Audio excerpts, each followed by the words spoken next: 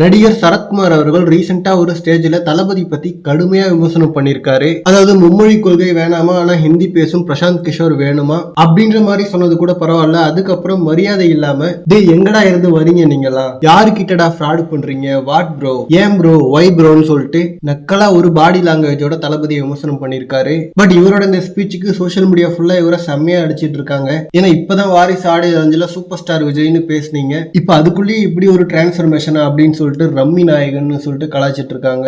ஆக்சுவலா சரத்குமார் அவர்களை ஒரு பொருட்டா மதிச்சு அவருக்கு ரிப்ளை எல்லாம் கொடுக்கணுமா அப்படின்றதே கொஞ்சம் டவுட்டா தான் இருக்கு. ஏன்னா இவ்வளவு வருஷங்களா அரசியல்ல இருந்து ஒரு சின்ன இம்பாக்ட் கூட கிரியேட் பண்ணல. அதுவும் கேப்டன் விஜயகாந்த் அவர்கள் மாதிரி இவரும் நிறைய சில்வர் ஜூப்ளி படங்கள் எல்லாம் கொடுத்திருக்காரு. பட் ஆனா விஜயகாந்த் அவர்கள் பண்ணதுல 1% கூட இவர் பண்ணல. சோ அரசியல் காலத்துல இவர் ஒரு ஜீரோவா இருந்திருக்காருன்னே சொல்லலாம். அட்லீஸ்ட் கட்சி தாவியாவது சில பேர் எம்எல்ஏ எல்லாம் ஆவாங்க. இவர் அந்த மாதிரி உருண்டு பிறண்டும் கூட ஒண்ணுமே ஆகல. சோ அவரோட நிலைமை எப்படி இருக்கும்போது இந்த டைம்ல ஏன் ஹெவியா பெர்ஃபார்மன்ஸ் கொடுத்துட்டு இருக்காருன்னு தெரியல. இப்பவும் படங்கள்ல ஹீரோவா கிடைக்கலனா கூட இவருக்கு நல்ல ரோல் தான் கிடைக்குது. ரீசெண்டா போர் தொழில எல்லாம் சூப்பரான ஒரு ரோல், அதை பயங்கர நேர்த்தியாவும் பண்ணியிருந்தாரு. சோ அப்படி இருக்கும்போது அதுல சம்பாரிச்சுட்டு இந்த நல்ல பேரோட ரிலாக்ஸா இருக்கிறத விட்டுட்டு ரம்மி ஆட்ல நடிச்சு மொத்த தமிழ்நாடு மக்கள் கிட்டையும் பாட்டு வாங்கினாரு. இப்போ தளபதிக்கு எதிராக பேசுறேன்னு சொல்லி இன்னும் அடி வாங்குறாரு. அண்ட் கருத்தியல் ரீதியா எதிர்க்கிறது பரவாயில்ல, ஏன்னா எதிர் கட்சியில இருக்கும்போது கண்டிப்பா எதிராக பேசதான் செய்வாங்க. பட் ஆனா மரியாதை குறைவா பேசுறது தேவையில்லாத ஒரு விஷயம். அதுவும் தளபதி ஒரு சக நடிகர் இப்பதான் நடிச்சுட்டு வராரு கூட. சோ அதுக்குள்ள எப்படி இந்த மாதிரி பேச முடியும்ன்றது தெரியல.